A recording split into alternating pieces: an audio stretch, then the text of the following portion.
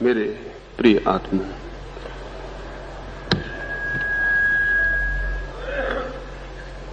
एक प्रदर्शनी में बहुत भीड़ भाड़ थी। बहुत नई नई चीजें देखने को आई थी। बहुत लोग उस प्रदर्शनी को देखने गए थे।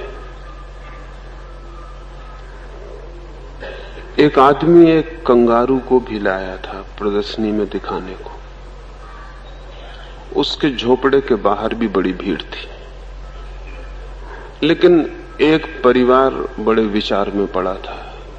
पति बहुत चिंतित था, पत्नी भी बहुत चिंतित थी। वे सभी देखना चाहते थे, लेकिन उनके 18 बच्चे थे और वे 20 थे। 10 नए पैसे टिकट थी, लेकिन फिर भी 20 लोगों के 2 रुपए हो जाते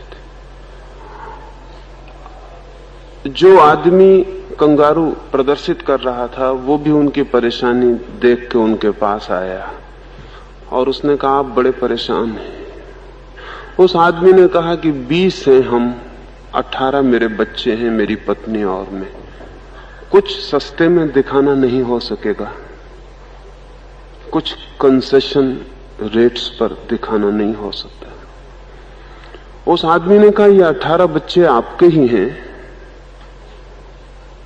उस पिता ने कहा, मेरे ही बच्चे हैं। तो उसने कहा, फिर फिक्र मत करिए, कंगारू आपको देख के बड़ा प्रसन्न होगा, हम उसे बाहर ले आते, वो आपको देख ले, और 10 पैसे ये संभालिए कंगारू के देखने के। मैंने जब ये बात सुनी तो मैं सोचने लगा, जानवर भी अब आदमी को देखने को बहुत उत्सुक होंगे। बहुत हो गया जानवर को हम देखते रहे। अब जैसी हालत है पृथ्वी पर मनुष्य की, उसे देखने को जानवर भी बहुत उत्सुक होंगे। और कुछ न कुछ व्यवस्था करनी चाहिए कि आदमियों के अजायब घर बने और जानवर आदमी को वहां देख सके। वैसे भी अजायब घर बनाने की बहुत जरूरत नहीं। अगर जानवरों को दिल्ली ले जाया जा सके तो काम पूरा हो सकता है। राजधानियां अजायब घर हो गई हैं। अनूठे तरह के आदमियों के बीच के लोग वहां इकट्ठे हो गए हैं। सब तरह के पागल और विक्षिप्त वहां इकट्ठे हो गए हैं। लेकिन राजधानियों में जो प्रकट हुआ है, उस सब में हम जिम्मेवार हैं, और कहीं किसी पैमाने पर हम सब उसमें भागीदार हैं। पूरी मनुष्य जाति ही एक बड़ा अजायब घर हो गई है। मैंने सुना है कि डार्विन जब मर गया, जब तक जिंदा था तब तक आदमी उसे परेशान करते रहे, इस कारण कि उसने कहा कि आदमी बंदरों का विकास है। और आदमी सदा सोचता था कि हम भगवान के बेटे हैं। भगवान ने कभी ऐसा कहा नहीं, ऐसा कोई सर्टिफिकेट नहीं दिया। आदमी ऐसा सोचता रहा था। लेकिन जब डार्विन ने यह कहा कि आदमी बंदरों से पैदा हुआ है, तो डार्विन पर लोग बहुत नाराज हुए। लेकिन डार्विन सोचता था, कम से कम बंदर तो मुझ पे प्रसन्न होंगे। लेकिन मरने पर बंदरों की प्रेतात्माओं ने उसे घेर लिया और कहा कि हमारे साथ बहुत अन्याय किया है।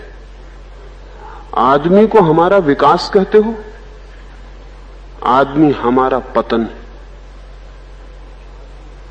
भटके हुए बंदर आदमी हो गए हैं, गिरे हुए बंदर आदमी हो गए हैं, पतित हुए बंदर आदमी हो गए हैं। और अपने सिद्धांत में सुधार कर लो। डार्विन ने कहा, कहना तो मैं भी यही चाहता था, लेकिन विकास बताया तभी आदमियों ने मुझे इतना परेशान किया। अगर बंदरों का पतन बताता तब तो बहुत मुसीबत हो जाती।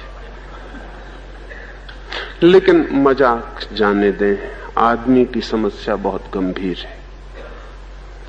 और सबसे बड़ी समस्या यही है कि हमने समाज बनाने की कोशिश की थी, लेकिन समाज नहीं बना, अजायब घर बन गया है। मैं एक अजायब घर से गुजरता था, तब मुझे ये ख्याल आया जंगल में भी जानवरों को देखा है, उनकी मुक्ति, उनका आनंद, उनकी प्रफुल्लता, उनके गीत, पक्षियों के, उनके नृत्य, उनकी छलांगें, उनकी दौड़, खुले आकाश, खुले सूरज के नीचे। और फिर अजायब घर में भी जानवरों को देखा है, उदास कटघरों में बंद, बेचैन, परेशान। एक अजायब घर से गुजरता था, तब मुझे ये ख्याल आया कि यही जानवर जंगल में भी हैं, यही जानवर अजायब घर में भी हैं, लेकिन फर्क बहुत है। सबसे बड़ा फर्क यह है कि वहां जंगल में वे मुक्त हैं, स्वतंत्र, और यहां अजायब घर में बंद हैं, सींचों में। और तब मैंने पता लगाने की कोशिश की कि जंगल और अजायब घर के जानवरों में क्या क्या फर्क पैदा हो जाते हैं। तब तो मैं बहुत चकित हो गया। मुझे पता चला कि जो बीमारियां जंगलों में जानवरों को कभी पैदा नहीं होती, वे अजायब घर में पैदा हो जाती। जैसे अल्सर जंगल के जानवर को नहीं होता, लेकिन अजायब घर के जानवर को होता है। अल्सर असल में बहुत गहरी चिंता से पैदा होता है, पेट में घाव हो जाते हैं गहरी चिंता से। अल्सर मानसिक बीमारी है। आदमी को जो जो बीमारियां होती हैं वे अजायब घर के जानवरों को होती हैं, जंगल के जानवरों को नहीं। और भी मैं हैरान हुआ जान के कि जंगल के जानवरों में किसी तरह की विक्षिप्तता मुश्किल से कभी घटित होती है, आमतौर से घटित नहीं होती। जंगल के जानवर आमतौर से पागल होते हुए नहीं पाए जाते, लेकिन अजायब घर में जानवर पागल हो जाते। ये भी मैं जान के हैरान हुआ कि जंगल के किसी जानवर ने कभी आत्मघात की, सुसाइड की कोशिश नहीं की है, लेकिन अजायब घर के जानवर आत्महत्या की कोशिश भी करते हैं।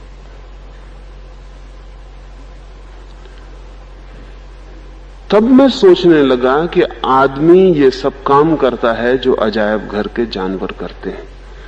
कहीं ऐसा तो नहीं है कि आदमी ने वो स्वतंत्रता खो दी जो जरूरी थी? कहीं ऐसा तो नहीं है कि आदमी ने वो जीवन खो दिया जो उसका जीवन हो सकता था? कहीं ऐसा तो नहीं है कि उसने खुला आकाश खो दिया, मुक्ति खो दी, सूरज खो दिया, और उसने कटघरे बना लिए, अपने हाथ से सींचे खड़े कर लिए और उनके भीतर बंद हो गया? अन्यथा पागलपन, अन्यथा आत्मघात, अन्यथा इतनी बीमारियां, इतने मानसिक रोग संभव नहीं मालूम होते। जंगल के जानवरों में कोई सेक्सुअल परवर्शन नहीं होता, कोई कामुक विकृति नहीं होती, लेकिन अजायब घर के जानवरों में वही विकृतियां हो जाती हैं जो आदमी में है। जंगल में कोई जानवर मैस्टरबेशन नहीं करता, हस्तमैथुन नहीं करता, लेकिन अजायब घर में जानवर हस्तमैथुन शुरू कर देते। जंगल में कोई जानवर होमोसेक्सुअल नहीं होता, समलिंगी नहीं होता, लेकिन अजायब घर में जानवर होमोसेक्सुअल हो जाते। ये इतने हैरान करने वाले तथ्य थे कि तब मुझे ऐसा लगने ही लगा कि कहीं ना कहीं हमने भूल कर दी, आदमी का समाज नहीं बन पाया और अजायब घर बन गया है। क्योंकि सब तरह के रोग, सब तरह की विकृतियां, सब तरह के मानसिक विकार, जिसे हम समाज और सभ्यता कहते हैं, शायद वो स्वयं एक महारोग की तरह हमारे पीछे। इसे अगर समझा जा सके तो शायद बदला भी जा सकता है। समझने की दिशा में दो तीन काम सोचने, दो तीन बातें सोचनी जरूरी हैं। पहली बात तो ये सोचनी जरूरी है कि वो कौन से शिक्षे हैं जिन्होंने आदमी की स्वतंत्रता छीन ली है। दिखाई तो नहीं पड़ते। रास्ते पर मैं चलता हूं तो मेरे चारों तरफ कोई शिक्षे नहीं है, आप बैठे हैं, आपके चारों तरफ कोई शिक्षे नहीं है। अच्छा होता कि शिक्षे दिखाई पड़ते तो शायद हम भ्रम में भी ना पड़ते, लेकिन आदमी ने ऐसे शिक्षे ईजाद किए हैं जो अदृश्य हैं, और उन शिक्षों के भीतर हम बंद होते चले गए हैं। अब जैसे राष्ट्र एक कारागृह है जो अदृश्य है। अगर मैं हिंदुस्तान की सीमा पार करना चाहूं तो मुझे सरकारी आज्ञा की जरूरत है, मैं सीमा को पार नहीं कर सकता। अगर मैं पाकिस्तान में प्रवेश करना चाहूं तो मुझे पाकिस्तान की सरकार की आज्ञा की जरूरत है। सीमा पर एक कटघरा खड़ा है जिसके आर पार कोई जा नहीं सकता। आखिर कारागृह में कैदी के लिए कौन सी कारागृह है? जेल के दीवार के भीतर तो वो भी स्वतंत्र है, जेल की दीवार के बाहर नहीं जा सकता, वहां संतरी तैनात है। लेकिन जेल की दीवार बहुत छोटी है, दिखाई पड़ती है। राष्ट्र की दीवार बहुत बड़ी है, दिखाई नहीं पड़ती। लेकिन वहां संतरी तैनात है और राष्ट्र की सीमा के बाहर कहीं कोई प्रवेश नहीं हो सकता। लेकिन राष्ट्र बहुत बड़ी कारागृह है, दिखाई नहीं पड़ती, उसके भीतर बड़ी स्वतंत्रता से हम घूम सकते हैं। फिर हमने और छोटी कारागृह बनाई हैं, धर्मों के कारागृह। राष्ट्र एक है, लेकिन राष्ट्र के भीतर 10 धर्म हैं, तो 10 छोटे कारागृह। उनकी भी अपनी सीमाएं हैं, उनके बाहर नहीं जा सकते, उनके बाहर शादी नहीं कर सकते, उनके बाहर मित्र को भोजन पर आमंत्रित नहीं कर सकते, उनके बाहर भोजन असंभव है, उनके बाहर हाथ फैला के दोस्ती बढ़ानी बहुत मुश्किल है। हिंदू का अपना कारागृह है, मुसलमान का अपना कारागृह। कभी कभी एक दूसरे के कारागृह में वे घुस जाते हैं, लेकिन दोस्ती से नहीं, दुश्मनी से, जैसा पीछे अहमदाबाद में हो गया।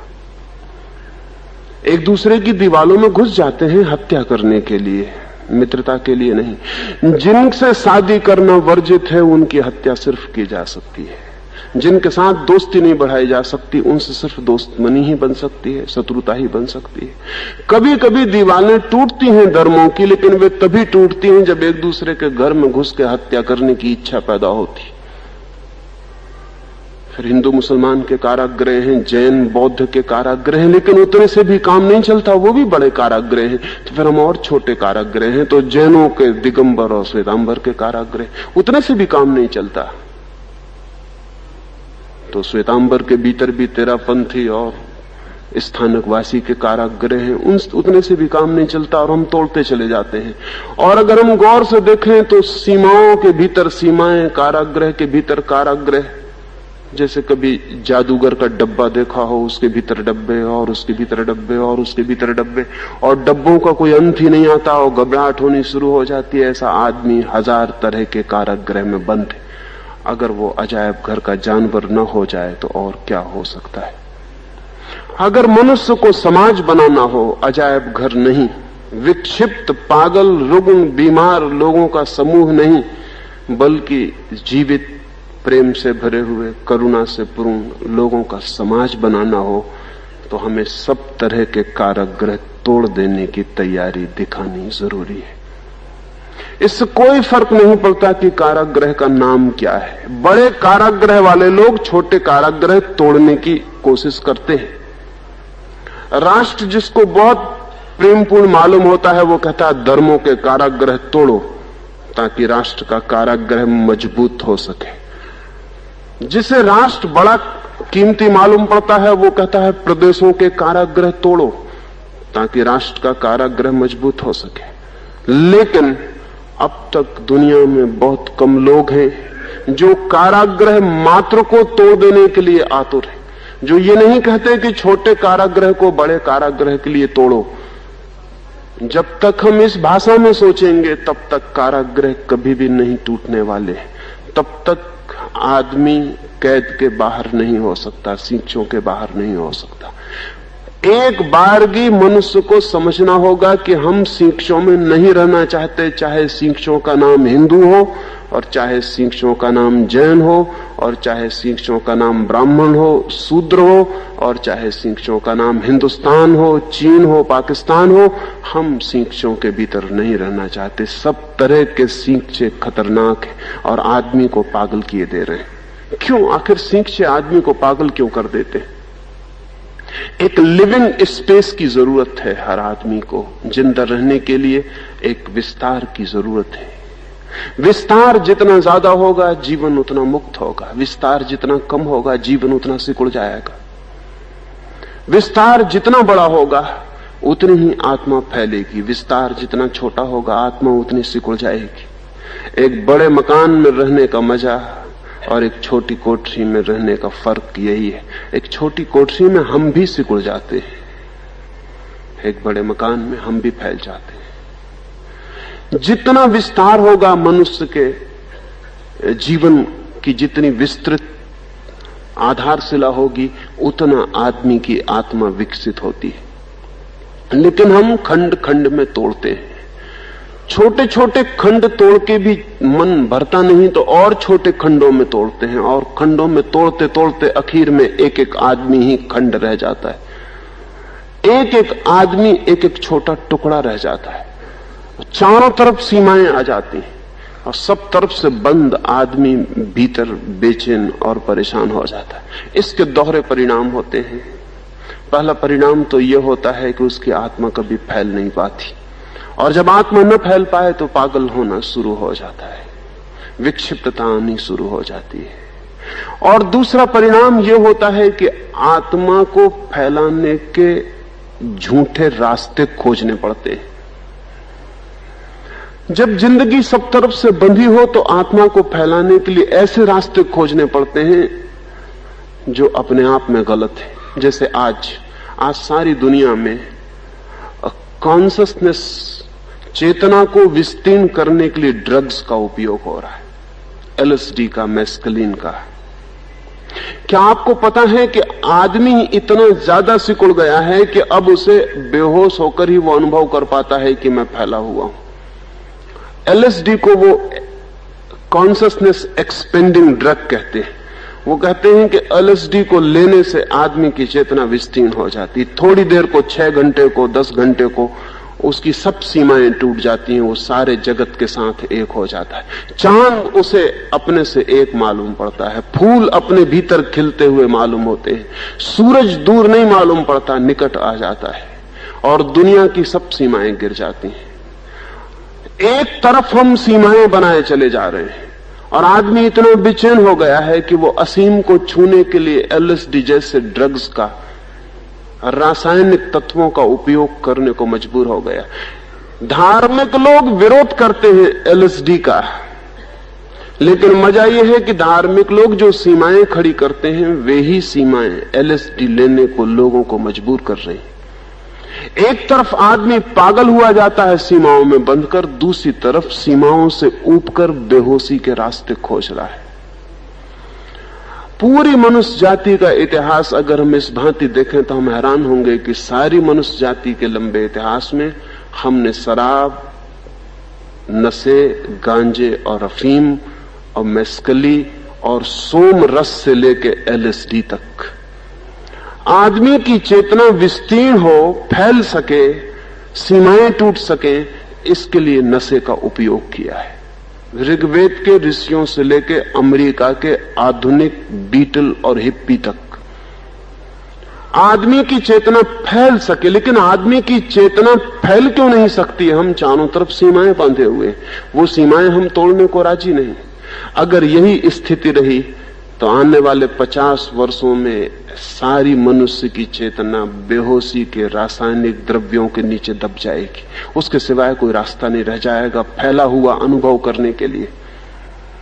लेकिन क्या ये उचित रास्ता है? क्या नशा लेकर चेतना के फैलने का अनुभव कोई आध्यात्मिक मूल्य रखता है? कोई भी आध्यात्मिक मूल्य नहीं रखता। नशे में विस्तार अनुभव करने से कोई परिवर्तन नहीं होता, लौट के हम फिर संकुचित हो जाते हैं। लेकिन क्या हम सच में विस्तार अनुभव नहीं कर सकते? हम सारी सीमाएं नहीं तोड़ सकते? कौन रोके हुए है आदमी को सीमाएं तोड़ने से? लेकिन हमें ख्याल ही नहीं है। हमें ख्याल ही नहीं है कि हमारी बनाए सीमाएं ही हमारी आत्मा को कारागृह में डाले हुए, और उनके भीतर हम बेचैन और परेशान हो गए। वो परेशानी बहुत रूपों में प्रकट होती है। आज सारी दुनिया में विद्रोह और बगावत है, सारी दुनिया में एक रिबेलियन है। नए बच्चे सारी पुरानी चीजों को तोड़ने को आतुर हैं। नए बच्चे सारे पुराने मूल्यों को मिटा देने के लिए विक्षिप्त हुए जा रहे हैं। कौन है जिम्मेवार इसके लिए? नए लड़के? नहीं, अब तक की पूरी मनुष्य जाति को नियम और सिद्धांत देने वाले वे सारे लोग जिम्मेवार हैं जिन्होंने आदमी को स्वतंत्र नहीं किया, परतंत्र किया है। इतने जोर से आदमी को बांध दिया है कि वो बंधन अब आखिरी सीमा पर पहुंच गए हैं और बच्चे अब उन बंधनों को तोड़ देने के लिए आतुर हो गए हैं। लेकिन उन बच्चों को भी पता नहीं है कि वो क्या तोड़ रहे हैं। बस में आग लगाने से आदमी की चेतना के बंधन नहीं टूट सकते, और न स्कूल के कांचों पर पत्थर फेंकने से आत्मा के बंधन टूट सकते हैं। और न ही शराब की बोतलों से, और न ही स्कूल के फर्नीचर को जलाने से वे बंधन नहीं टूट सकते। वे बंधन बहुत अदृश्य हैं। वे हिंदू के, मुसलमान के, जैन के, ईसाई के बंधन बहुत भीतरी हैं। वे छिपे हुए हैं, वे दिखाई नहीं पड़ते हैं, और उनको तोड़े बिना मनुष्य की आत्मा मुक्त नहीं हो सकती। क्या यह संभव नहीं हो सकता कि मनुष्य सिर्फ मनुष्य हो? क्या यह संभव नहीं हो सकता कि पृथ्वी, पूरी पृथ्वी हमारी माता हो? भारत माता नहीं, पाकिस्तान माता नहीं, पूरी पृथ्वी हमारी माता हो। क्या ये नहीं हो सकता? सच तो यही है कि पूरी पृथ्वी एक है। कहीं भी हिंदुस्तान और पाकिस्तान टूटे हुए नहीं, कहीं कोई दरार नहीं है पृथ्वी पर जहां से हिंदुस्तान अलग होता हो और पाकिस्तान शुरू होता हो, और जहां जर्मनी समाप्त होता हो और रूस शुरू होता हो। जमीन पर कहीं कोई रेखाएं नहीं है, सिवाय पागल राजनीतिज्ञों के नक्शों के अतिरिक्त पृथ्वी कहीं भी बटी हुई नहीं। लेकिन राजनीतिक पृथ्वी को बांटे हुए हैं। मैंने कहा कि पहले तरह के बंधन जिन्होंने आदमी को पागल किया है, धार्मिक लोगों ने दिए, और दूसरे तरह के बंधन जिनको पृथ्वी को खंडित किया है और आदमी को आदमी की दुश्मनी में खड़ा कर दिया है, वे राजनीतिज्ञों ने दिए। धर्म के बंधन तो धीरे धीरे शिथिल होते चले जाते हैं, क्योंकि पुरानी बीमारी है, उसके प्रति धीरे धीरे हम जागते चले जाते हैं। लेकिन राजनीति के बंधन बहुत नए, और अभी उनके प्रति जागने का हमें ख्याल ही नहीं है। असल में धर्मगुरु की जगह धीरे धीरे राजनीतिक आ गया है, और धार्मिक मक्का मदीनों की जगह राजधानियां आ गई हैं। अब मक्का महत्वपूर्ण नहीं, क्रेमलिन महत्वपूर्ण है, वो भी एक मक्का है नए तरह का। अब काशी महत्वपूर्ण नहीं, पेकिंग महत्वपूर्ण है, वो भी काशी है नए लोगों की।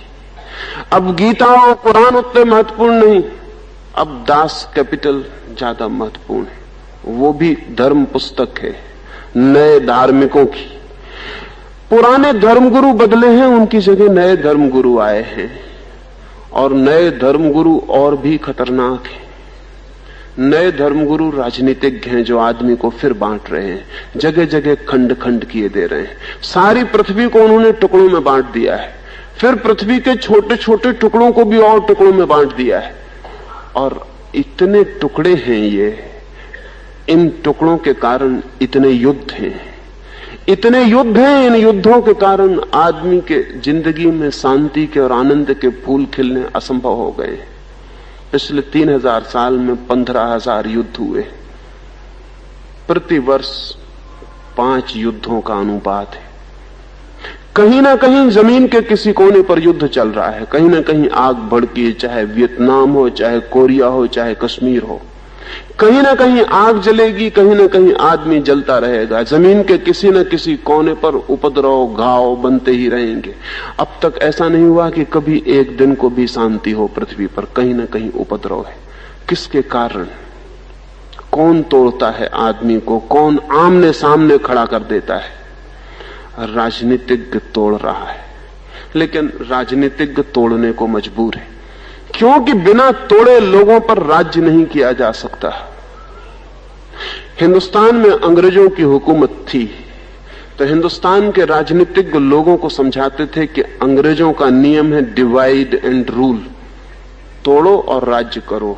लेकिन कोई पूछे कि सारी दुनिया के राजनीतिज्ञों का नियम क्या है? उनका भी नियम वही है, तोड़ो और राज्य करो। जब तक पृथ्वी खंड खंड में टूटी है, तब तक पृथ्वी पर हजारों तरह के राजनीतिज्ञों का राज्य होगा। जिस दिन मनुष्य एक हो जाएगा, उस दिन ये राजनीतिज्ञों को विदा हो जाना पड़ेगा। मनुष्यों की एकता राजनीतिज्ञों की आत्महत्या सिद्ध होगी, इसलिए राजनीतिज्ञ मनुष्यों को एक ना होने देगा। हिटलर ने अपनी आत्मकथा में लिखा है कि अगर तुम्हारे देश के दुश्मन ना हो तो झूठे दुश्मन पैदा करो, क्योंकि जब तक तुम दुश्मन पैदा नहीं करते तब तक तुम महान नेता नहीं बन सकते हो। महान नेता बनने के लिए युद्ध की भूमिका जरूरी है। अगर सच्चे दुश्मन मिल जाएं तो बहुत ठीक, अन्यथा झूठे दुश्मन पैदा करो। लेकिन दुश्मन जरूरी है, क्योंकि जब दुश्मन होता है तब जनता नेता के पीछे खड़ी हो जाती, घबराहट में, भय में, असुरक्षा में, इनसिक्योरिटी में। वो कहती हमें बचाओ। और जो उसे बचाता है वो महान हो जाता है। इसलिए सब युद्ध बड़े नेताओं को पैदा करते हैं। अगर बड़ा नेता होना हो तो युद्ध बहुत जरूरी है। शांति के समय में बड़े नेता पैदा नहीं होते। बड़े नेता के पैदा होने के लिए संघर्ष जरूरी है, युद्ध जरूरी है, हिंसा जरूरी है, हत्या जरूरी है। जितनी हत्या होगी, जितनी हिंसा होगी, उतना बड़ा नेता प्रकट होगा। शांति के समय में बड़ा नेता प्रकट नहीं होता। अगर शांति स्थायी चल जाए तो नेता एकदम फेड आउट हो जाएंगे, विदा हो जाएंगे, उनको कोई पूछेगा ही नहीं। उनकी जरूरत ही तभी है। रास्ते पर एक चौराहे पर पुलिस वाला खड़ा है। वो पुलिस वाला इसलिए खड़ा है कि कहीं चोर है। अदालत में एक मजिस्ट्रेट बैठा है, वो इसीलिए बैठा है कि कहीं चोर है। अगर चोर विदा हो जाएं तो चोरों के विदा होते ही अचानक चौरस्ते का पुलिस वाला विदा हो जाएगा। चोरों के विदा होते ही मजिस्ट्रेट विदा हो जाएगा। इसलिए मजिस्ट्रेट ऊपर से चोरों को सजा दे रहा है, भीतर से भगवान से प्रार्थना करता है कि रोज आते रहना।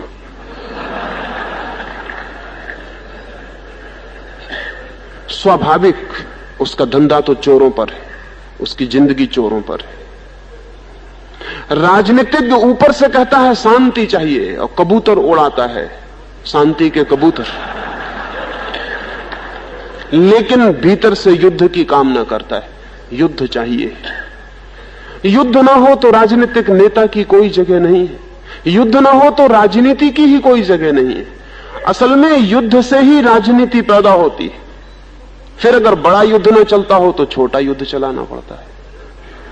अगर मुल्क के बाहर कोई लड़ाई ना हो तो मुल्क के भीतर लड़ाई चलानी पड़ती है।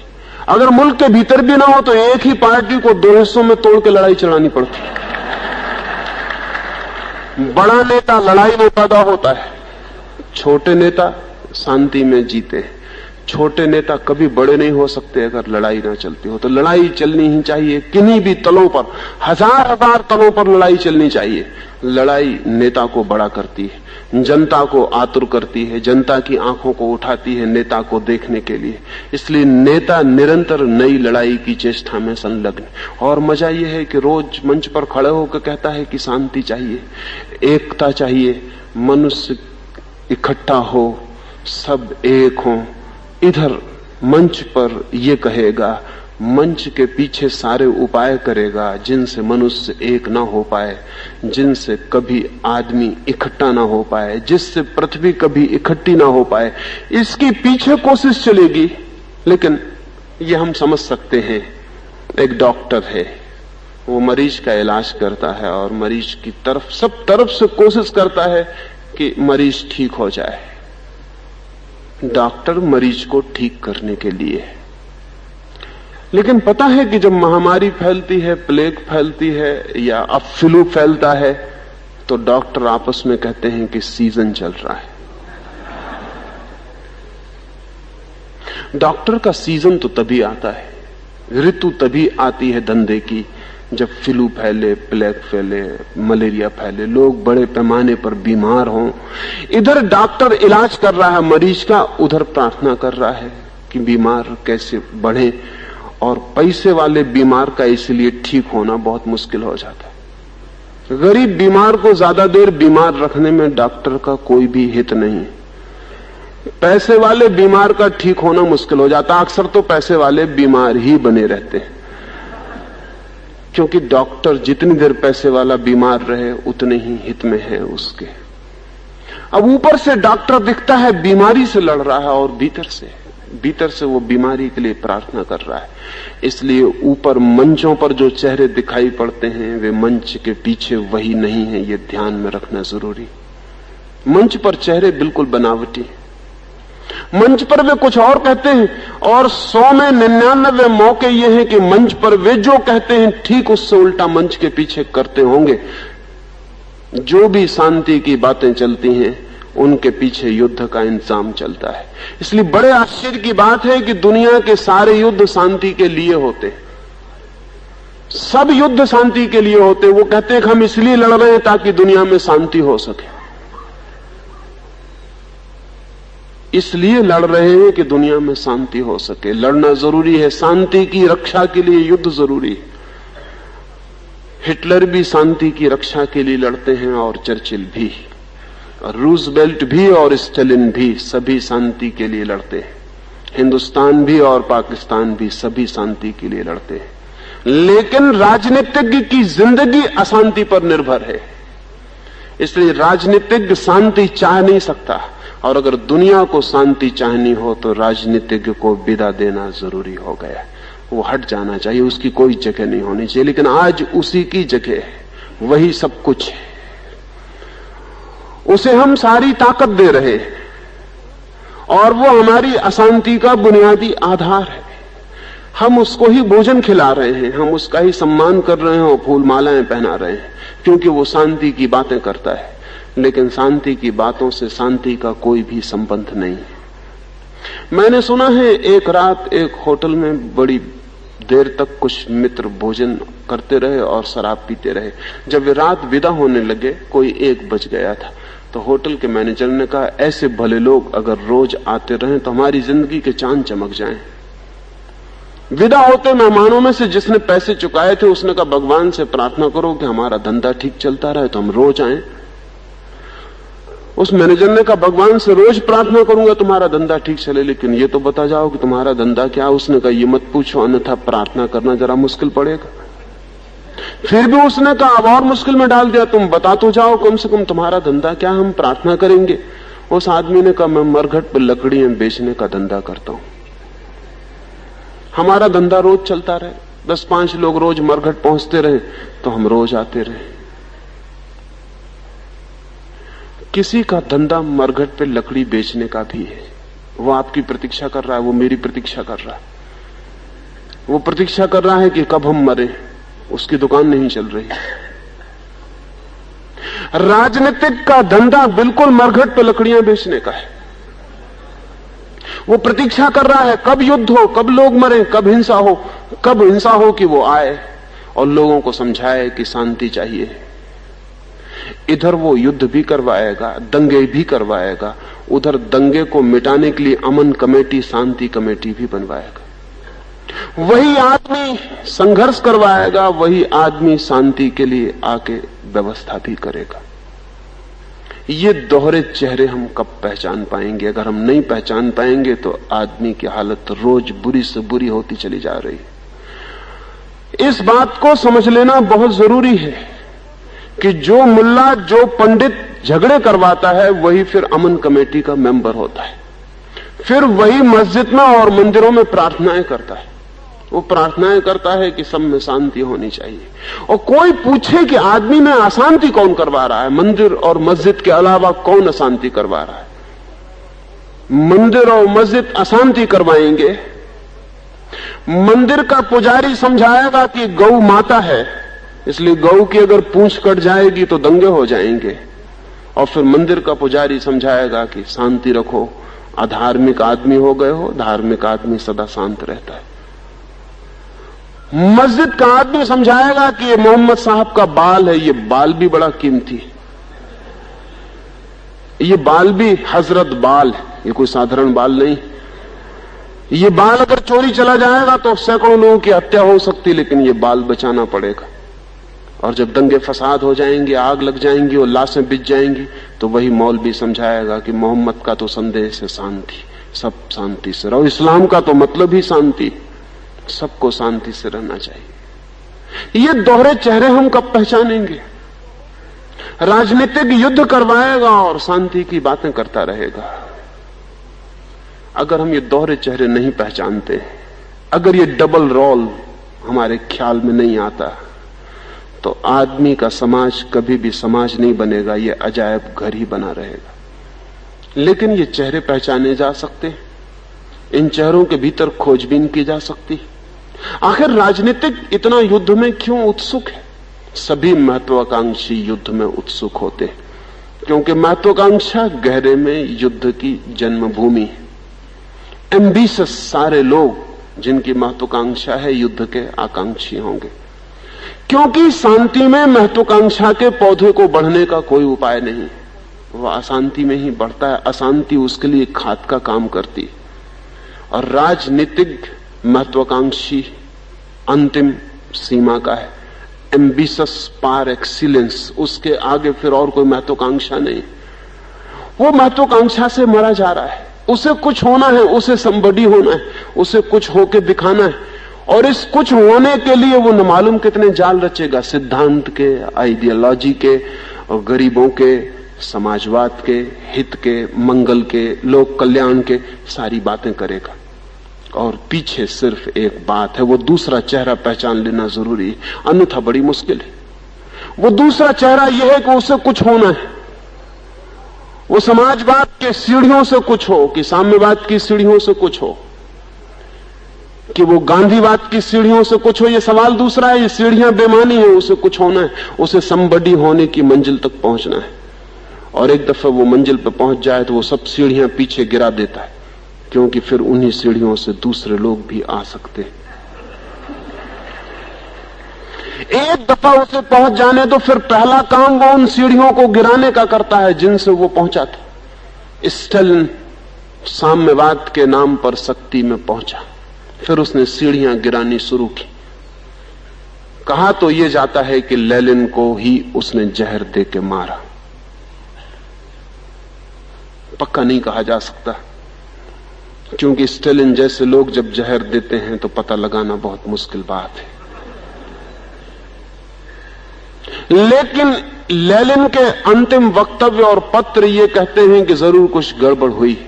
लेनिन को अचानक मार डाला गया है, धीरे धीरे जहर दिया गया है।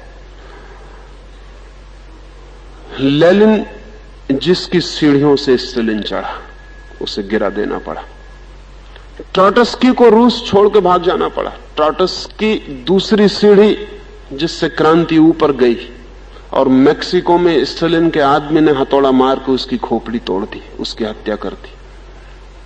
रूस में उसका कुत्ता छूट गया था ट्रॉट्स्की का, तो स्टालिन के लोगों ने उसके कुत्तों को भी गोली से बीन के और सड़कों पर घसीटा, क्योंकि कुत्ते को भी तो इस ट्रॉट्स्की का कुत्ता, उसको भी नहीं बचने देना चाहिए।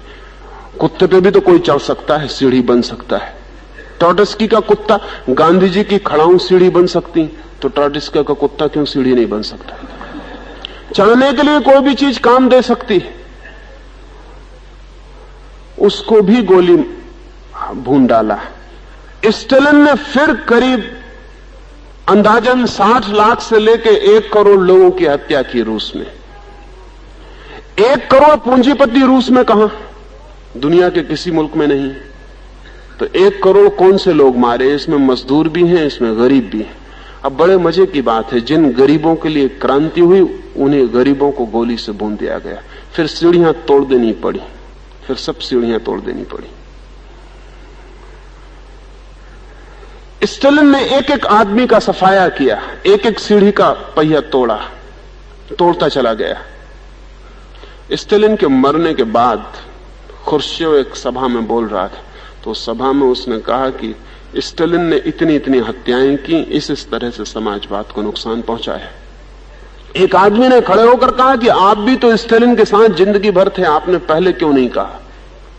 तो खुर्शियोव ने कहा कि महाशय जरा खड़े हो जाइए, ठीक से मैं चेहरा देख लूं, आपका नाम क्या है? वो आदमी खड़ा नहीं हुआ, फिर दोबारा बोला भी नहीं उस भीड़ में। खुर्शियोव ने कहा आप चुप क्यों हो गए? जिस वजह से आप चुप है उसी वजह से मैं भी चुप रहा, क्योंकि ये चेहरा अगर दिखाई पड़ जाए तो कल फिर बिल्कुल दिखाई नहीं पड़ेगा। इसलिए मुझे भी चुप रहना पड़ा, क्योंकि एक दफा बोलता तो हमेशा के लिए। जब लेनिन और ट्रॉट्स्की न बचते हो तो बेचारे खुर्शियोव के बचने की क्या उम्मीद थी? चुप रह के बच सकता है। सारी दुनिया में ऐसा चलता है, सीढ़ियां तोड़नी पड़ती हैं, जिन सीढ़ियों से आदमी चढ़ता है। लेकिन ये चढ़ने वाले लोगों की आकांक्षा सिर्फ कुछ होने की है, इससे कोई फर्क नहीं पड़ता है वो कौन सी सीढ़ियों का उपयोग करते हैं। वे हमेशा उन सीढ़ियों का उपयोग करते हैं जिनकी पॉपुलर अपील है, जिन बातों के लिए लोकप्रियता है। गरीब के कंधे पर बहुत लोग चढ़ते हैं, क्योंकि गरीब के मन में बड़ी पीड़ा है, और कोई भी कहे कि हम तुम्हारे लिए खड़े हैं, लेकिन आज तक इस पृथ्वी पर गरीब के लिए कोई भी खड़ा हुआ नहीं। और गरीब ही अपने लिए जब तक खड़ा नहीं होता तब तक कोई गरीब के लिए खड़ा नहीं हो सकता है। तब तक उसे शोषण के नए जाल मिलेंगे। राजनीतिज्ञ की मौलिक आकांक्षा स्वयं के अहंकार की तृप्ति है। असल में जिस दिन अहंकार की तृप्ति की दौड़ न रह जाएगी उस दिन राजनीतिक नहीं बचेगा। अहंकार की गहरी दौड़ है कि मुझे कुछ होना है, और ये दौड़ राजनीतिज्ञ को है ऐसा नहीं। राजनीतिज्ञ हमारे बीच जो सबसे ज्यादा दौड़ से भर जाते हैं वे लोग हैं, और थोड़े लोग दूसरे तरह दूसरी दिशाओं में दौड़ करते रहते हैं। असल में हम पहले दिन ही बच्चे को राजनीतिज्ञ होना सिखाते हैं। आपका लड़का पहले दिन स्कूल जाता है और आप कहते हैं पहले नंबर आना है। आपने राजनीति का जहर बोना शुरू कर दिया। इस बच्चे को पता ही नहीं, ना आपको पता है ना इसके शिक्षक को पता है कि राजनीतिज्ञ पैदा होने लगा, पहले नंबर आना है। बच्चे में जहर हमने डालना शुरू कर दिया, पॉइजन बो दिया उसके खून में। अब वो जिंदगी भर कोशिश करेगा पहले नंबर होने की, और अगर बहुत पागल हो गया पहले नंबर में तो राजनीतिज्ञ हो जाएगा। अगर थोड़ा पागल रहा तो दूसरी दिशाओं में भी थोड़ी बहुत तृप्ति मिल सकती है। चित्रकार हो सकता है, मूर्तिकार हो सकता है, धर्मगुरु हो सकता है। लेकिन अगर दौड़ जोर से पकड़ी और चरम हो गई तो राजनीतिक के सिवाय और कुछ होने का उपाय नहीं। प्रत्येक व्यक्ति को नंबर 1 होना है। हम यहां इतने लोग बैठे हैं, अगर हम सारे लोगों को एक गोल घेरा बना दिया जाए और कहा जाए ये रहा राष्ट्रपति का सिंहासन और सबको इस पे पहुंच जाना है, तो ये हाल अभी पागल हो जाए। अभी हम सब दौड़ने लगे, और उस एक जगह पर जो पहुंच जाए उसका भी टिकना मुश्किल है, क्योंकि बाकी सारे लोग धक्के दे रहे हैं उसको हटाने के। जो नहीं पहुंच पाया वो अपनी जगह नहीं टिक सकता, क्योंकि उसे पहुंचना है। जो पहुंच गया वो भी नहीं टिक सकता, क्योंकि दूसरों को उसे हटाना है। और ये हाल अगर पागल हो जाए तो आश्चर्य है। आदमी की जिंदगी अजायब घर में खड़ी हो गई, क्योंकि हम सब नंबर 1 होने की पागल दौड़ में लगे हुए। वो धन की दौड़ हो, यश की दौड़ हो, पद की दौड़ हो, इससे कोई फर्क नहीं पड़ता। जब तक हम आदमी को नंबर 1 होने की दौड़ से मुक्त नहीं करते हैं तब तक आदमी स्वस्थ नहीं हो सकता है। इसलिए दूसरी बात आपसे कहना चाहता हूं, सीमाएं टूटनी चाहिए सब भांति की, और मनुष्य की महत्वाकांक्षा के आमूल आधार गिरा दिए जाने चाहिए। महत्वाकांक्षा है तो नए रूपों में प्रकट होती रहेगी। महत्वाकांक्षा बहुत अजीब है। महत्वाकांक्षा ये कहती है कि मुझे कुछ होना है, जबकि मजे की बात यह है जो मैं हूं वो मैं हूं। होने का सवाल नहीं है, होने की बात ही गलत है। मैं जो हूं वो हूं, और हर आदमी अलग अलग है, और जिंदगी बड़ी अनूठी है। यहां एक एक आदमी अद्वितीय है, बेजोड़ है। मैं हूं, आप है। और कौन कहता है कि मुझे आप होना है और आपको मुझे होना है? अगर ऐसी बात पैदा होगी तो हम पागल हो जाएंगे। दुनिया में 2 आदमियों के अंगूठे के निशान एक से नहीं है, तो 2 आदमियों की आत्माएं कैसी एक सी हो सकती? दुनिया में 2 आदमियों के हाथ की रेखाएं समान नहीं है, तो 2 आदमियों की जिंदगी एक सी कैसे हो सकती है? एक एक आदमी बेजोड़ है। लेकिन हमारा पुराना पूरी मनुष्य जाति का इतिहास तुलना करना सिखाता है कि दूसरे से आगे, दूसरे जैसे, दूसरे से ऊपर, और कोई भी नहीं कहता कि अपने जैसे होना। जब तक हम बच्चों को यह ना सिखा सकेंगे कि प्रत्येक अपने जैसा हो, कभी दूसरे जैसे होने की दौड़ में ना पड़े, तब तक राजनीति से छुटकारा नहीं हो सकता। लेकिन हम किसी बच्चे को स्वीकार नहीं करते जैसा वो है। हम स्वीकार ही नहीं करते। हम तो कहते हैं उसे किसी और जैसे होना है। हम बच्चे को कहते हैं राम बनो, बुद्ध बनो, कृष्ण बनो, गांधी बनो, रविंद्र बनो, विवेकानंद बनो, कोई बनो, लेकिन भूल के खुद मत बनना। बस इतना भर छोड़ देना, और कोई भी बनो। अब बड़े मजे की बात है, उस बच्चे ने क्या कसूर किया है कि विवेकानंद बने? और विवेकानंद किस जैसे बने थे कोई पूछे? विवेकानंद अपने जैसे बने। और इस बच्चे की कौन सी भूल है कि विवेकानंद जैसा बने? विवेकानंद राम जैसे नहीं बने, और न कृष्ण जैसे बने, और न बुद्ध जैसे बने। और बुद्ध किसी राम की फिक्र नहीं किए और किसी कृष्ण की फिक्र नहीं किए, वो अपने जैसे बने। इस पृथ्वी पर जो थोड़े से नाम हमें सुरभित और सुगंधित मालूम पड़ते हैं, वे लोग हैं जो अपने जैसे बने। और बाकी सारी मनुष्यता सौरभ खो देती है, सुगंध खो देती, क्योंकि दूसरे जैसे बनने की दौड़ में पड़ जाती। दूसरे जैसे बनने की दौड़, दूसरे के पद पर होने की दौड़, दूसरे के मकान जैसा मकान, दूसरे के कपड़े जैसे कपड़े, दूसरे के पद जैसा पद, इसमें छोटे से चपरासी से लेकर राष्ट्रपति तक सब संलग्न है।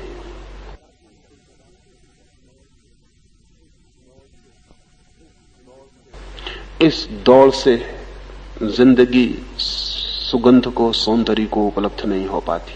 और जब कोई आदमी अपने भीतर सुगंध से हीन हो जाता है और अपने भीतर सौंदर्य से हीन हो जाता है और कुरूप हो जाता है, और जब कोई आदमी अपने जिंदगी के फूलों को खिलाने में असमर्थ हो जाता है, तब वो दूसरों के फूल न खिल पाए इसकी कोशिश में लग जाता है। तब वो इस कोशिश में लग जाता है कि मैं तो कुछ हो नहीं पाया, अब मैं किसी दूसरे को कुछ न होने दूं, इतना भी काफी तृप्ति होगी। जो आदमी भीतर दुखी हो जाता है वो दूसरे के सुख को मिटाने की चेष्टा में संलग्न हो जाता है। जो आदमी भीतर अशांत और बेचैन हो जाता है उसकी फिर एक ही सुख रह जाता है कि कोई दूसरा शांत ना हो जाए। और तब जिंदगी में हम अपने सुख की यात्रा छोड़कर दूसरे को दुखी करने की यात्रा में लग जाते। हम सब इस यात्रा में लगे हुए हैं। हम सब के हाथ एक दूसरे की गर्दन पर हैं। चेस्टरटन एक सुबह एक बगीचे में था, अब बर्नार्ड शॉ वो दोनों घूम रहे थे। तो बर्नार्ड शॉ ने ऐसे ही चेस्टरटन से पूछा। चेस्टरटन बहुत मोटा आदमी था, बर्नार्ड शॉ तो दुबले पतले थे। वो अपने दोनों खीसों में हाथ डाले घूम रहा था। बर्नार्ड शॉ ने ऐसे ही पूछा कि क्या ये हो सकता है कि एक आदमी अपने ही खीसों में हाथ डाले जिंदगी गुजार दे? चेस्टरटन ने कहा हो सकता है, हाथ अपने होने चाहिए, खीसे दूसरे के। ये उसने मजाक में ही कहा था, लेकिन ये सच्चाई है। हाथ हमारे हैं, खीसे सदा दूसरों के। हम सब दूसरों के खीसों में हाथ डाले हुए। सबके हाथ दूसरों के खीसे में हों और सबके हाथ दूसरों की गर्दनों पे हों और सबके हाथ दूसरे का सुख छीनने में लगे हों, तो जिंदगी सुखी हो सकती? तो जिंदगी दुखी हो जाएगी, कुरूप हो जाएगी, बेईमानी हो जाएगी, हत्यारों का एक समूह हो जाएगा, बेईमानों का एक समूह हो जाएगा। और जहां इतनी बेईमानी, इतनी हत्याएं, इतनी चोरी, इतनी घृणा, इतनी हिंसा होगी और इतना दूसरों को दुख पहुंचाने की आकांक्षा होगी, वहां एक आध आदमी भी कैसे सुखी और शांत हो सकता है? बहुत कठिन हो जाएगी ये बात, उतनी ही कठिन हो गई। और इसलिए जैसे जैसे सभ्यता बढ़ती है, सभ्यता यानी दूसरों के खीसों में हाथ बढ़ते हैं, दूसरों की गर्दन पर हमारी उंगलियां कसती चली जाती हैं, जैसे जैसे सभ्यता बढ़ती है वैसे वैसे आदमी पागल होता चला जाता है। ये संभव है, कठिन नहीं, कि 1000-2000 वर्ष में ऐसा न हो कि अभी हमको पागलों को कारागृह में बंद करके रखना पड़ता है, फिर अच्छे आदमियों को बंद करके रखना पड़े, क्योंकि पागल इतने ज्यादा हो जाएं कि उनके लिए कारागृह बनाना मुश्किल हो और अच्छे आदमी इतने कम रह जाएं कि उनको बचाने का सवाल हो जाए। ये हो सकता है, ये बहुत कठिन नहीं है, क्योंकि धीरे धीरे बात बिगड़ती ही चली जाती है। लेकिन हम पागलपन को अच्छे अच्छे नाम देते हैं, हम महत्वाकांक्षा पर अच्छे अच्छे लेबल लगाते हैं, दोहरा काम हो जाता है, फिर भूल हो जाती है। हम पागलपन को अच्छा नाम देते हैं। अगर मैं आपको छुरा मार दूं तो मैं पागल हूं, लेकिन अगर मैं कहूं कि मैं हिंदू हूं और आप मुसलमान हैं, फिर मैं पागल नहीं हूं। ये बड़े मजे की बात है। मैं एक बच्चे को आग में जला दूं तो मैं पागल हूं, लेकिन अगर बच्चा हिंदू है और मैं मुसलमान हूं तो फिर मैं पागल नहीं हूं। क्या फर्क पड़ेगा बच्चे के आग में जलने से कि वो हिंदू है या मुसलमान है? बच्चा आग पर जलेगा हर हालत में, और बच्चे के प्राणों में वही पीड़ा होगी, मुसलमान होने से कम ना होगी, हिंदू होने से ज्यादा ना होगी। बच्चा बच्चा है और बूढ़ों के पाप के लिए उसको फल दिया जा रहा है। उस बच्चे को जलने में वही पीड़ा होनी है और इस जगत में वही कुरूप घटना घट रही। जो बच्चे को जला रहा है वो पत्थर हुआ जा रहा है भीतर, वो हिंदू हो या मुसलमान, इससे कोई फर्क नहीं पड़ता। लेकिन अगर मैं सीधा सीधा बच्चे को जला दूं तो मैं पागल समझा जाऊंगा, हत्यारा। लेकिन अगर मैं मुसलमान के बच्चे को जलाऊं तो मेरा जुलूस भी निकाला जा सकता है कि आदमी बहुत धार्मिक है। हम पागलपनों को नाम देते हैं।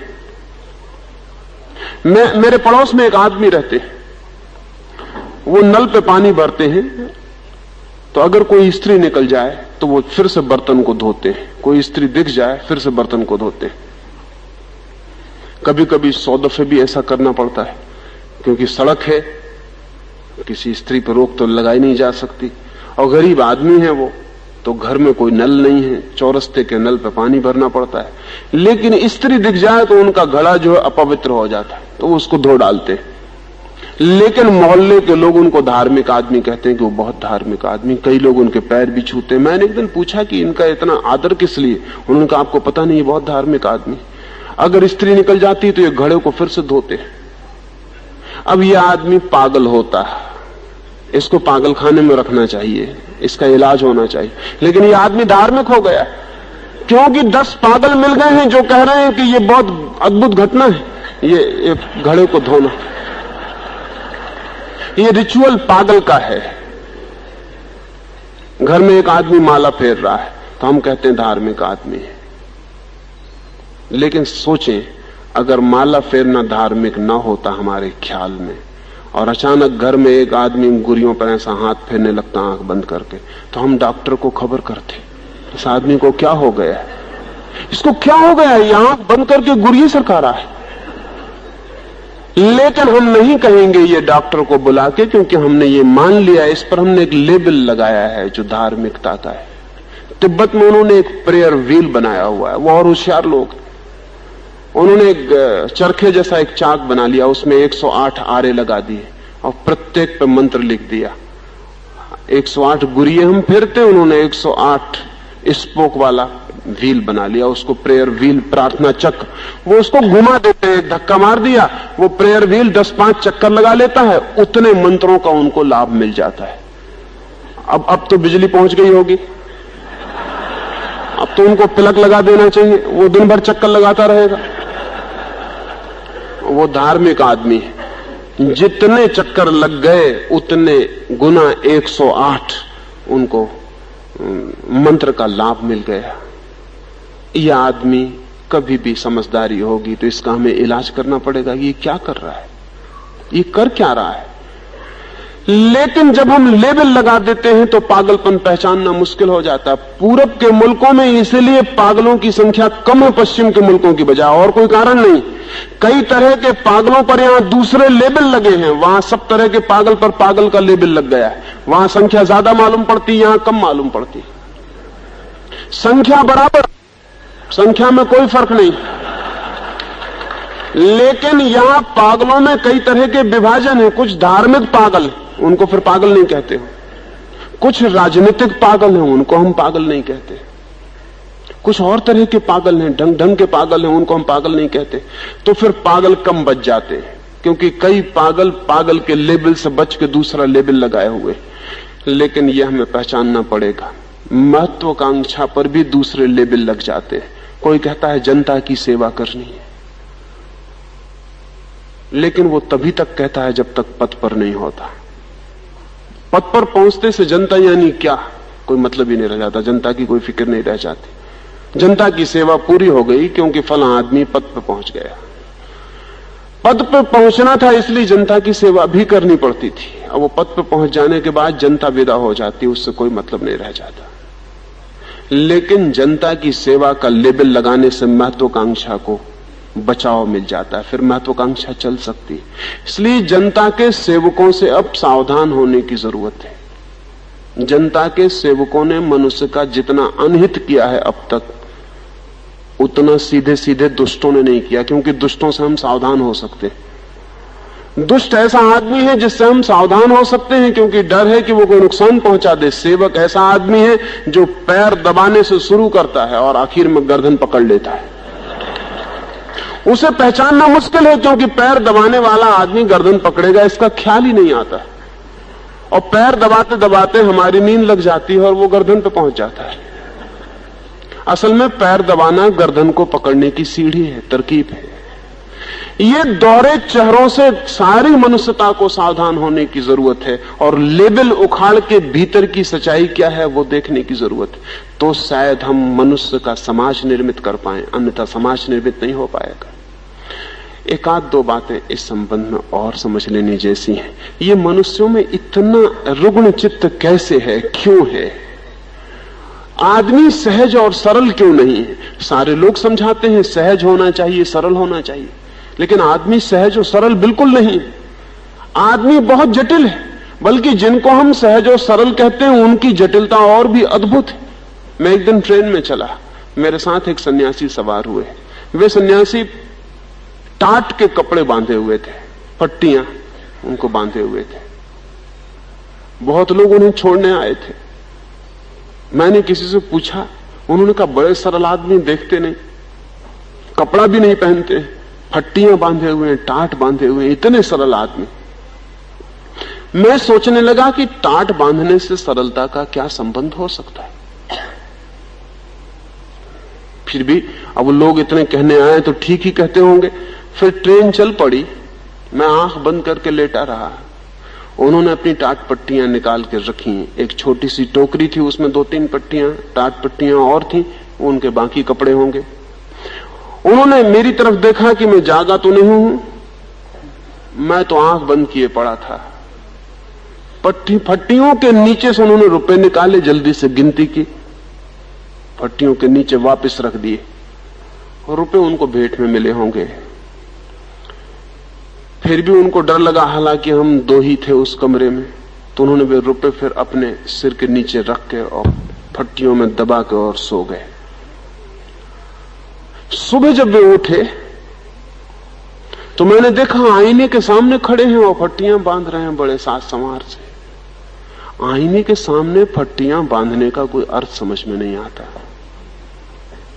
आईने के सामने कोई रेशम के कपड़े बांधता हो तो एकदम समझ में आ जाएगा, श्रृंगार कर रहा है। लेकिन आईने के सामने कोई नंगा फकीर फट्टियां बांधता हो तो हमारी समझ में ना आएगा। वो भी श्रृंगार कर रहा है, वो भी तैयारी कर रहा है अपनी। एक तरह से बांधी है फट्टी, फिर दूसरी तरह से बांधी है, फिर तीसरी तरह से बांध के तैयार हो गए। आईने में देख के प्रसन्न हुए। वो समझ रहे हैं कि मैं सो रहा हूं। और मैं ये देख के हैरान हूं कि आदमी का मन कितना चालाक है। वो टाट फट्टियों से भी रेशम और मखमल का काम ले सकता है। श्रृंगार का भाव वही का वही है, उसमें कोई फर्क नहीं पड़ा है। एक स्त्री जैसे तैयार हो रही हो, ऐसे वो भी तैयार हो रहे हैं। मैं तैयारी को मना नहीं करता हूं, लेकिन फट्टियों के पीछे तैयारी छिपी हो तो हमें लगता है सरलता आ गई, लेकिन धोखा हो जाता है। सादगी के पीछे कठिनाई छिप जाती है तो धोखा हो जाता है। ऊपर से सादगी होती है, भीतर कठिन आदमी होता है। ऊपर सफेद कपड़े होते हैं, भीतर काला आदमी छिप जाता है तो धोखा हो जाता है। आदमी को सरल होना चाहिए, क्योंकि सरल हुए बिना आदमी आनंदित नहीं हो सकता। लेकिन सरल आदमी को किसने नहीं होने दिया है? क्या आदमी खादी के कपड़े पहन ले तो सरल हो जाएगा? फट्टियां पहन ले तो सरल हो जाएगा? नंगा खड़ा हो जाए तो सरल हो जाएगा? सरल होना इतना सरल नहीं। आदमी सिर्फ एक ही शर्त पर सरल हो सकता है, और वो सरलता आएगी आदमी अपने को स्वीकार कर ले, जैसा है वैसा स्वीकार कर ले। अगर उसे आईने में चेहरे को देख के आनंद आता है तो वो छुप के न देखे, वो कह दे कि मुझे आईने में चेहरे को देख के आनंद आता है, तो आदमी सरल हो जाएगा। अगर वो छुप के आईने को देखेगा तो सरल नहीं होगा, जटिल हो जाएगा। और अगर उसने कहा कि रेशम पहनना मुझे बिल्कुल पसंद नहीं, मुझे तो टाट फट्टियां पसंद हैं, और टाट फट्टियों को भी आईने में देखेगा तो वो टाट फट्टियों के साथ रेशम का व्यवहार करेगा, और भी जटिल हो जाएगा। आदमी जैसा है अपने को स्वीकार कर ले तो सरलता आ सकती। लेकिन पिछले मनुष्य जाति के इतिहास ने हमें सरल नहीं होने दिया, उसने हमें उल्टी बातें सिखाई। आदमी के मन में जो भी है उससे उल्टी बातें सिखाई हैं, तो आदमी जटिल हो गया है। जटिल होने से रुग्ण हो गया है, रुग्ण होने से विक्षिप्त हुआ चला जा रहा है। हर आदमी सुख चाहता है, लेकिन पुरानी संस्कृति कहती है दुख झेलना त्याग है। हर आदमी सुख चाहता है, और अगर कोई आदमी दुख झेलता होगा तो एक ही कारण से झेल सकता है कि उसे दुख में भी सुख आता हो, और कोई कारण नहीं हो सकता। कुछ ऐसे रुग्ण लोग हैं जिन्हें दुख में भी सुख आता है। कुछ ऐसे रुग्ण लोग हैं जिन्हें दुख में सुख आता है, वो बीमार हैं, क्योंकि दुख में जिसे सुख आता है वो स्वस्थ नहीं, उसका मन विकृत हो गया। लेकिन पुरानी सारी मनुष्यता की शिक्षा कहती है कि दुख में सुख लेना चाहिए। यह आदमी को जटिल और पागल करने के उपाय है। आदमी स्वस्थ नहीं हो सकेगा। आदमी सुख चाहता है। त्याग की बातें, तप की बातें, दुख को वर्ण करने की बातें आदमी को जटिल कर देंगी। ऊपर से दुख को वर्ण करेगा, पीछे से सुख के रास्ते खोजेगा, दोहरा चित्त हो जाएगा, पाखंड, हिपोक्रेसी विकसित होगी, और कुछ भी नहीं हो सकता। आदमी को समझाया गया है भोजन करना लेकिन स्वाद मत लेना। अब आदमी को पागल करने के सब उपाय किए गए, भोजन करना लेकिन स्वाद मत लेना, अस्वाद से भोजन करना। अब आदमी स्वाद चाहता है, और सच तो यह है कि आदमी ही अकेला पृथ्वी पर एक ऐसा प्राणी है जो स्वाद का अनुभव कर पाता है। पशु पक्षी सिर्फ भोजन करते हैं। स्वाद मनुष्य की विशिष्टता है, स्वाद एक बड़ा विकास है। आदमी स्वाद चाहता है लेकिन सिखाया गया है स्वाद लेना मत। तब एक आदमी आंख बंद करके भोजन करता है और सब कोशिश करता है कि स्वाद न ले। नमक से बचता है, शक्कर से बचता है, घी से बचता है, इससे बचता है, उससे बचता है। सिर्फ बेस्वाद आता है, स्वाद से मुक्ति नहीं होती। और बेस्वाद स्वाद का ही रूपांतर है। बेस्वाद भोजन करना स्वाद का ही हिस्सा है, और पूरे वक्त पता चलता है कि सब बेस्वाद है, लेकिन वो बेस्वाद में मजा लेने की कोशिश कर रहा है। अब वो उल्टे काम कर रहा है, वो शीर्षासन लगाने की कोशिश में लगा है जिससे विक्षिप्त हो जाएगा। मैंने सुना है कि कहीं पृथ्वी के एक कोने पर ऐसा गांव है जहां के धर्मशास्त्र कहते हैं कि मनुष्य के ठीक ठीक खड़े होने की व्यवस्था शीर्षासन, और जो पैर पे खड़ा होता है वो पापी। तो उस गांव में बच्चे पैदा करने से सिर के बल खड़े किए जाते हैं।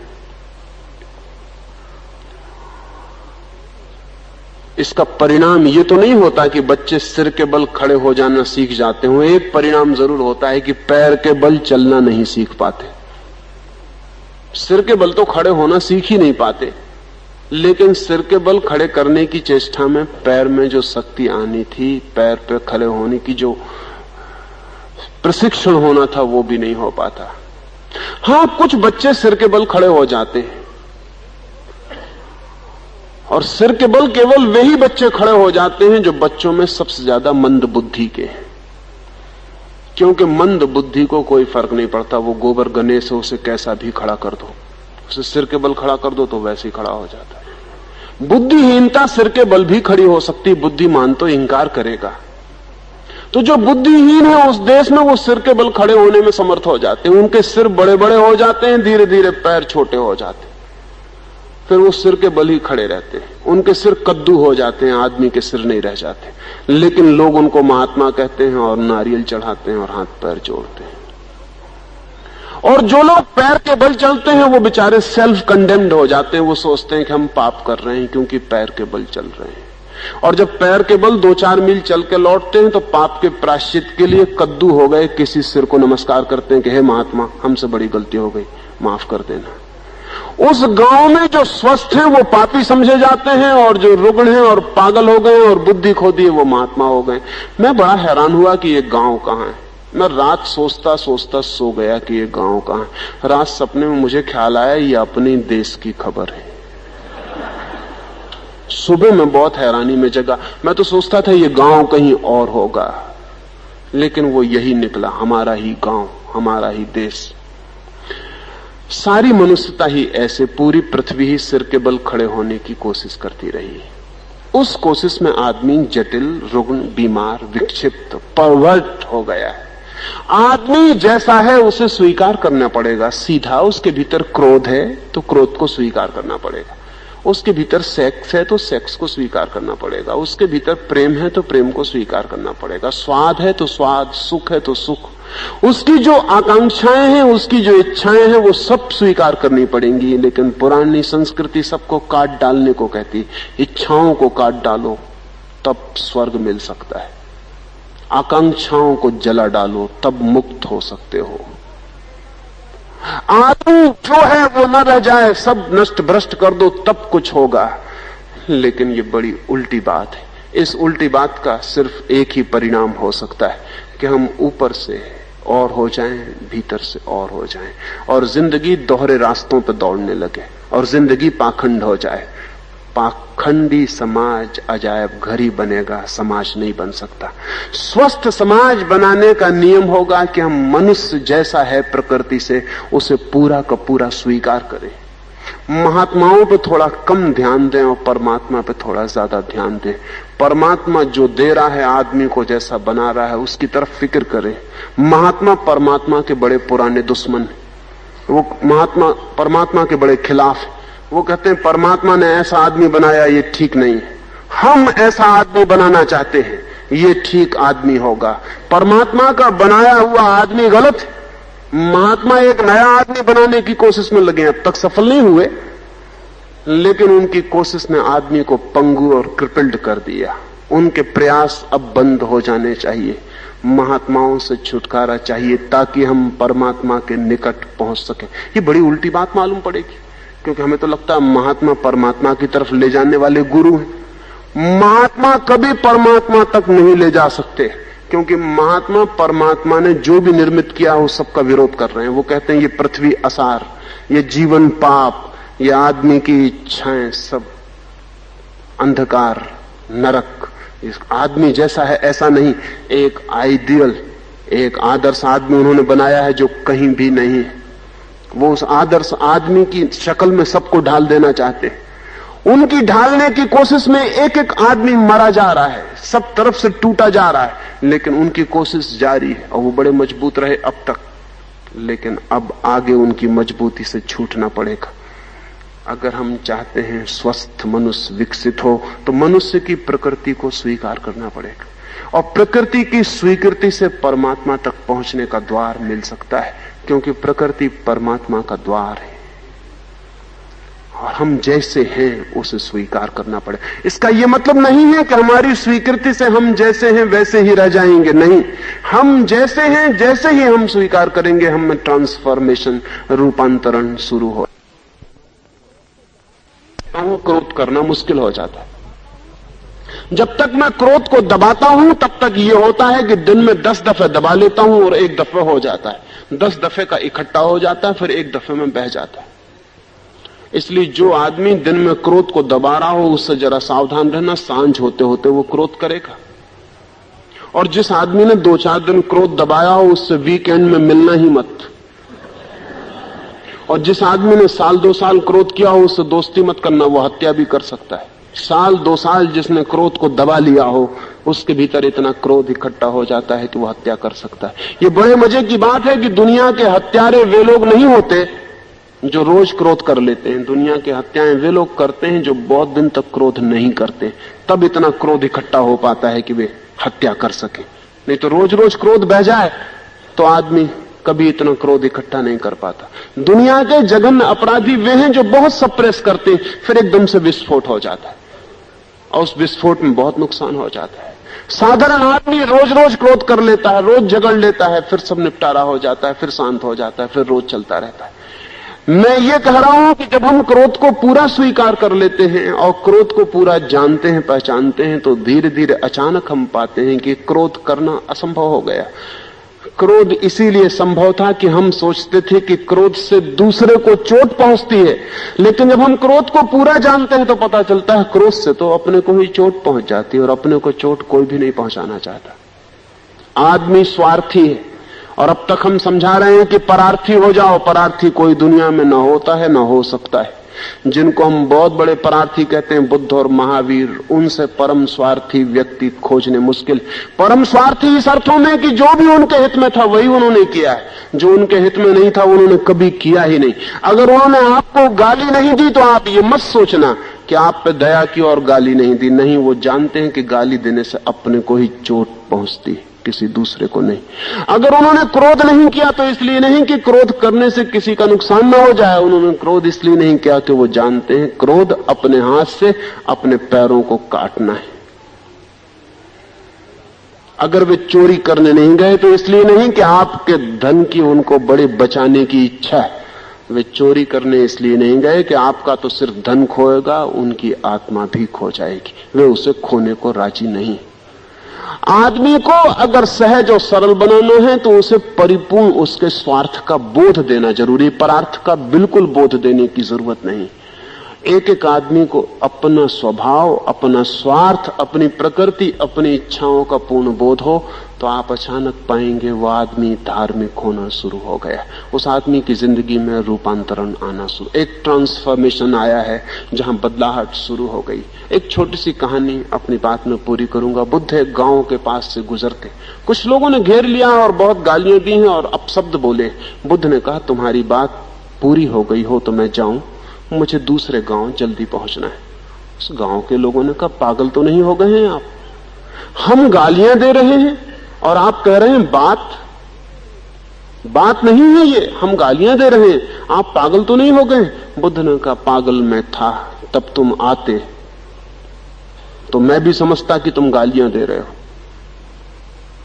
लेकिन मुझे जल्दी जाना दूसरे गांव। अगर बात पूरी हो गई हो तो जाऊं, और अगर बात पूरी ना हो तो लौटते मैं फिर रुक जाऊंगा, तुम यहीं मिल जाना, फिर तुम अपनी बात पूरी कर लेना। पर उन लोगों ने कहा, ये बात नहीं है, हम सीधी सीधी अपशब्द बोल रहे हैं, आप जवाब न देंगे। बुद्ध ने कहा, अगर जवाब चाहिए थे तो 10 साल पहले आना था, तब तुम गालियां देते तो मैं दुगने वजन की गाली देता, लेकिन अब बड़ी मुश्किल हो गई। उन्होंने कहा, मुश्किल क्या है, देना हो तो दीजिए ना, मुश्किल क्या है, आप गालियां दें। नहीं, उन्होंने कहा, तुम्हारे कारण मुश्किल नहीं है, मुश्किल अपने ही कारण हो गई। पिछले गांव में कुछ लोग मिठाइयां लाए थे और मेरा पेट भरा था, तो मैंने उनसे कहा, क्षमा करो, धन्यवाद, वो मिठाइयां वापस ले गए। अब तुम गालियां लाए हो और मैं कहता हूं क्षमा करो, धन्यवाद, पेट भर गया। अब तुम क्या करोगे? तुम बड़ी मुश्किल में पड़ गए, अब तुम क्या करोगे? क्योंकि गालियां तुम दे सकते हो, लेकिन लेना तो मुझ पर ही निर्भर है। जब तक मैं न लूं, तुम्हारे देने का क्या अर्थ? तुमने दी, ठीक, धन्यवाद, मैं नहीं लेता हूं। और जब तक मैं ना लूं, तब तक मैं कैसे गाली लौटाऊं? लेना तो जरूरी है लौटाने के लिए, मैं लेता ही नहीं।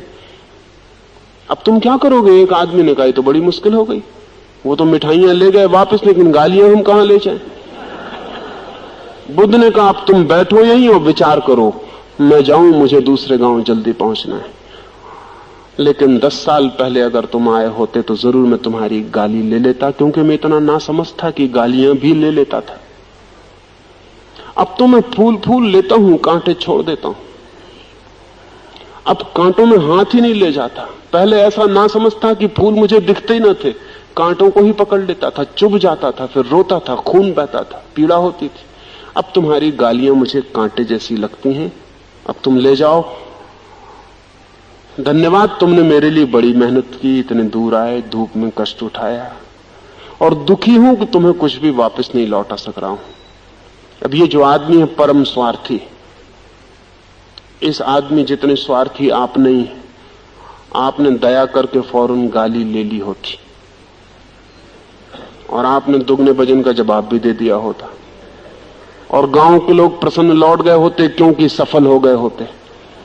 लेकिन असफल हो गए और बहुत उदास लौटे होंगे, और उस दिन उनको बड़ी मुश्किल में पड़ गए होंगे कि अब क्या करें क्या ना करें, क्योंकि अगर कोई आदमी गाली का जवाब ना दे। लेकिन बुद्ध इसलिए गाली का जवाब नहीं दे रहे हैं कि उनकी दया है आपके प्रति, अपने पर दया है, इसलिए गाली नहीं ले रहे हैं। और अगर हम जिंदगी को ठीक स्वार्थ के नियमों पर विकसित कर सकें, जो अब तक नहीं हुआ, तो आदमी सरल हो जाए, सीधा और साफ हो जाए, जिंदगी स्पष्ट हो जाए। आदमी को खोलना पड़ेगा, नेकेड, नंगा पूरा, ताकि वो जैसा है हमें पता चले और हम उसे वैसा स्वीकार कर लें। तो फिर समस्याएं नहीं है, तो फिर सरलता है, और जहां सरलता है वहीं मनुष्य का समाज विकसित हो सकता है। इन आने वाले 4 दिनों में मैं इस सरल और सीधे आदमी की खोज करूंगा, और जिनको उत्सुकता हो वो निमंत्रित है, और आपके जो भी प्रश्न हो वो सब लिख के दे देंगे, ताकि हम उस खोज को ठीक से कर सकें। अगर हम सरल और सीधे आदमी को खोजने में समर्थ हो जाएं तो परमात्मा बहुत दूर नहीं, वो मिल सकता है। लेकिन आदमी पागल हो, विक्षिप्त हो, तो परमात्मा को खोजना असंभव है। पागल खाने से परमात्मा के मंदिर के लिए कोई रास्ता नहीं जाता है। मेरी बातों को इतनी शांति और प्रेम से सुना, उससे अनुग्रहित हूं, और सबके भीतर बैठे परमात्मा को प्रणाम करता हूं। मेरे प्रणाम स्वीकार करें।